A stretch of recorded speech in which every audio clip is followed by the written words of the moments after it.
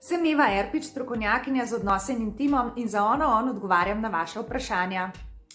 Profili, ki se zdijo predobri, da bi bili resnični, ponavadi, niso resnični. Kadar so stvari preveč dobre, si mi to želimo verjeti, v ozadju pa je ponavadi neka pravljica, neka prazna obljuba, ker dejstvo je, da ta svet pač ni popoln. Je lep, ni pa popoln.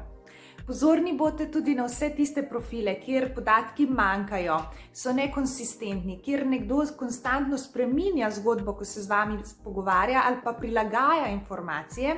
In pa pozorni bodite na to, ali se oseba želi z vami videti ali pa samo daje neke velike obljube v smislu, zdaj bi pa res že bil čas, super bi bilo, da se vidiva, hkrati pa nikoli nima časa ali pa ne predlaga tega srečanja ali pa je ves čas zaposlen in v tujini in ne vem še kaj.